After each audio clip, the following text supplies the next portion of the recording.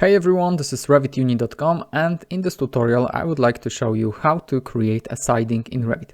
I know that there is plenty of tutorials that concern this topic in the YouTube, but I noticed that all of them have some flaws, and I would like to start this lesson by showing you why.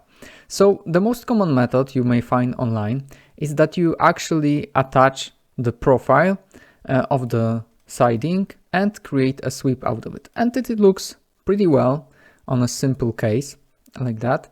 So if I go to edit, and when I'm in the section of this wall and go to the sweeps, you see I duplicated plenty of time the profile with certain offsets, so it created a number of planks. Of course, if I want it to be bigger, I would have to duplicate it over and over and over again.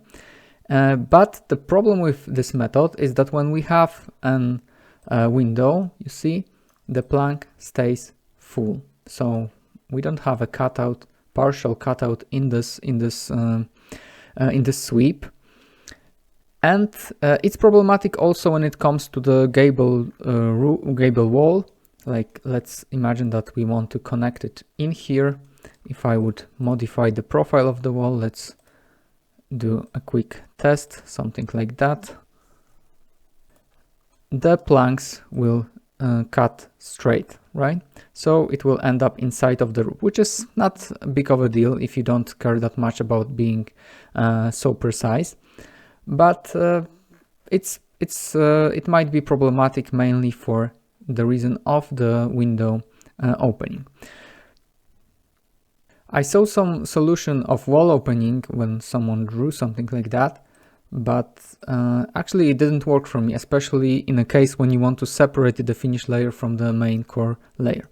The second solution that I found online is a family that I found on actually James Hardy. This siding is creating using curtain wall. So all those planks are basically mullions, curtain wall mullions, and it has similar problems. So first of all, if I would like to create an opening, I would edit the profile of this wall and create, for example, a rectangle here, but it already created something like that. And if I delete it, you see it always cuts to the full plank, full sideboard.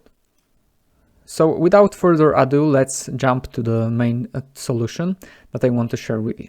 So I'm in the floor plan, and I will be using two families. First is a beam, and second one is for creating an openings in this sidings. So this is face-based generic model family with parameterized height and width. It's face-based. Now I need to prepare a view called a framing elevation. So I would go to a view, elevation, framing, but it's not gonna work unless I will draw a reference plane and name it. So let's do this step first. I'm selecting reference plane. I'm drawing it here. Okay. And remember to give it a name. I will call it 1. The name doesn't matter. So I'm going back to creating a framing elevation. Now it's possible to draw it. The direction in which you drew the reference plane actually is important. So I will advise you to draw it right to left. Let's go to this elevation. And now I will create something called system beams. Beam systems, to be precise. And inside this beam system, I have an option to choose a family, beam family. So before I actually activate this function, I need to upload my beam family. This is very simple family. I extruded the profile and added some cap so it nicely emerges in the corner. You will see in a second. I will load it into my project. Okay, it's there. Now I will create a beam system. So I'm choosing this shape and simply draw something like that. Okay, This is also important to have this line parallel to the direction of the siding. So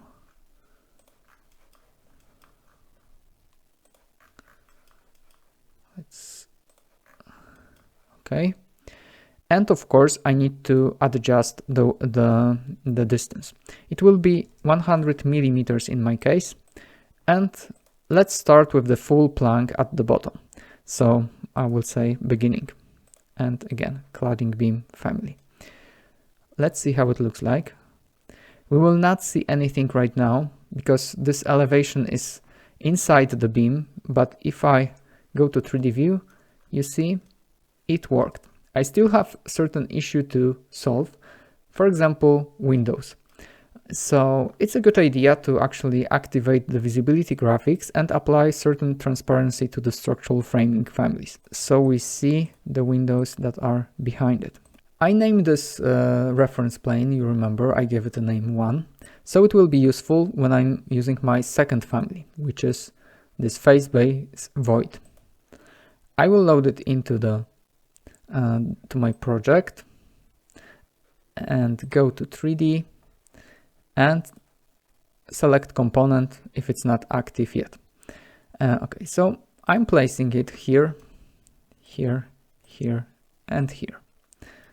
Okay, and now I'm adjusting using snaps. I think I made some small mistake actually, so I have to delete that because when I was placing this component, I didn't choose a reference plane. I forgot about it, so it landed at the plank, which is angled, sloped, so it looks a little bit silly. So let's try again. I select component, place on work plane, and I will choose my reference plane number 1. 1, 1, and 4. Okay, so I can adjust it using shape handles like you saw before, but I can also apply the certain values. I think this method is faster. I know it already looks a little bit complicated, but I think result is worth it.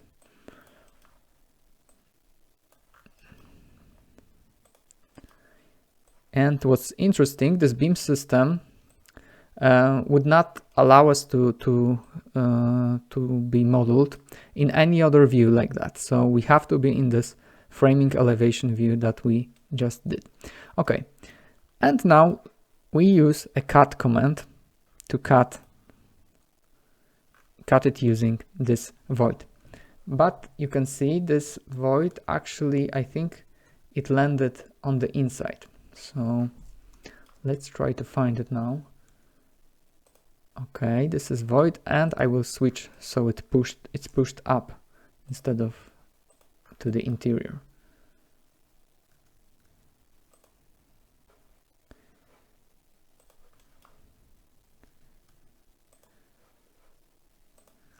Okay, now moving on to the cut. I just click through it.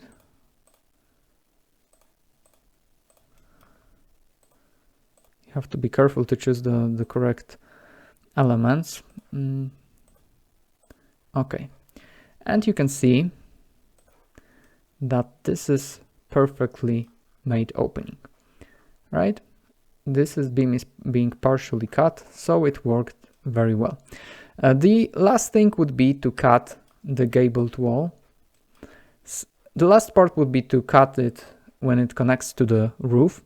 So let's go to the elevation, this time building elevation, so we see it well.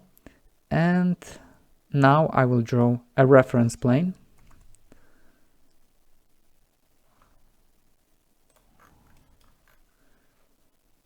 Okay, here and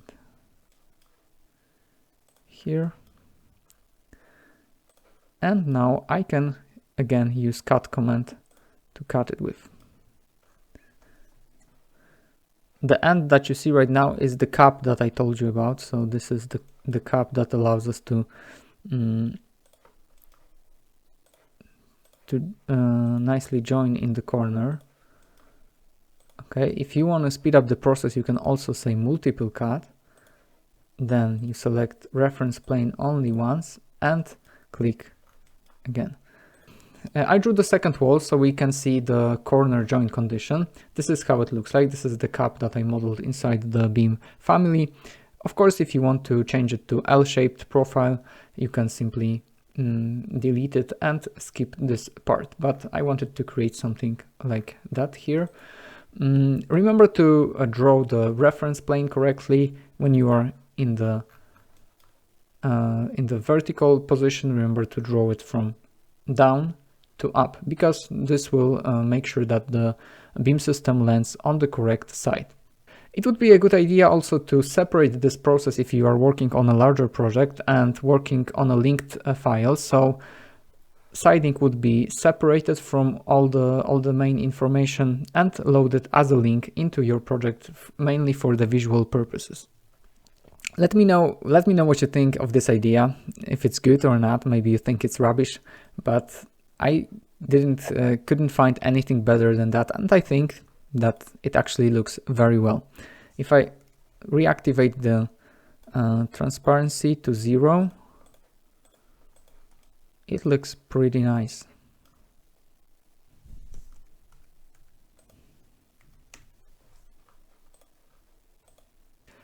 If you like this video, please remember to subscribe to my channel and like this video. It will help me grow. And of course, visit my site revituni.com for more informational articles and tutorials.